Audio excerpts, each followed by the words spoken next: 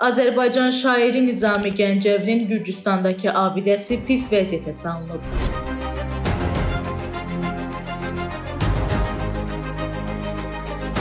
Today Press TV xəbər verir ki, bu barədə Azərbaycanlı siyasətçi Agil Səmədbəyli görüntülər paylaşıb.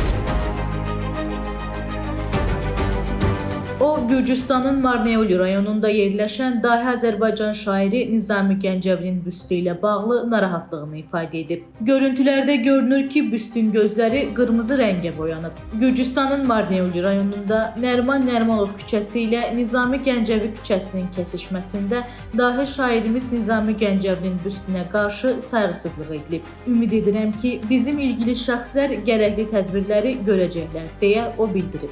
Siyasətçi daha sonra məsələ ilə bağlı vəziyyətin dəyişdiyini açıqlayıb. Onun sözlərinə görə, əvvəlki paylaşımından sonra büstün ətrafında müəyyən işlər görülüb, belə ki, onun üstünə örtü örtülüb. Qeyd edək ki, Marneolidə yerləşən Nizami Gəncəvi büstü bölgədəki Azərbaycan mədəni irsinin rəmzlərindən biri hesab olunur və onun vəziyyəti ictimaiyyət tərəfindən həssaslıqla izlənilir. Azərbaycanın Gürcüstandakı səfirliyinin məlumatına görə, hadisəni törədən şəxs etnik Azərbaycanlıdır və psixi problemləri həmçinin alkoqol asılılığı ilə tanınır.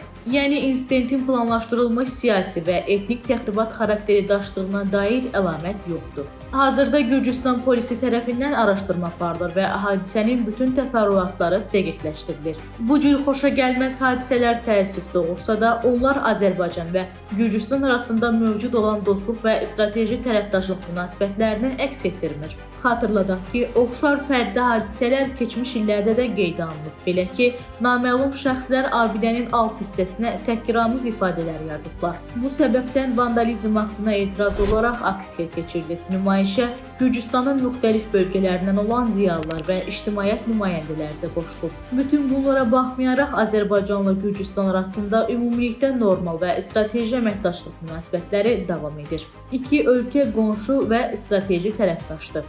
Hətta mayın 26-sından etibarən ölkələr arası sərnişin qatarı da fəaliyyətə başlayıb.